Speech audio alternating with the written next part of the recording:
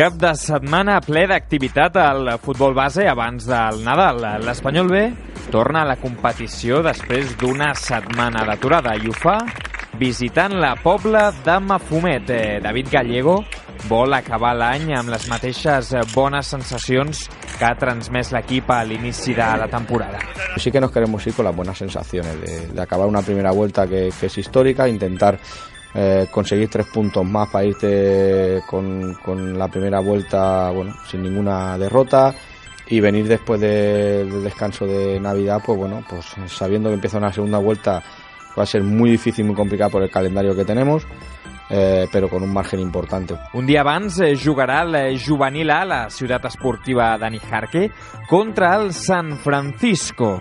Luis Blanco espera un partit totalment diferent al 0-4 de la primera volta a les Illes. Es un equipo que ha crecido mucho, tiene muy buenos jugadores, tiene jugadores internacionales dentro de esa plantilla. Sabemos de la dificultad que conlleva, nosotros queremos acabar bien el año, ¿no? El año futbolístico queremos acabarlo bien para irnos de vacaciones con una buena sensación y estamos afrontando la semana en las mejores condiciones para ello. I per acabar, el femení rep diumenge el Madrid, rival directe. Després de superar la part més complicada del calendari, les blanquiblaves volen tornar a retrobar-se amb la victòria.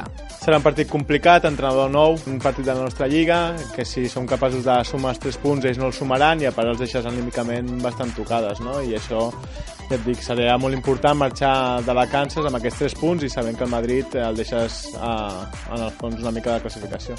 Molta sort a tots!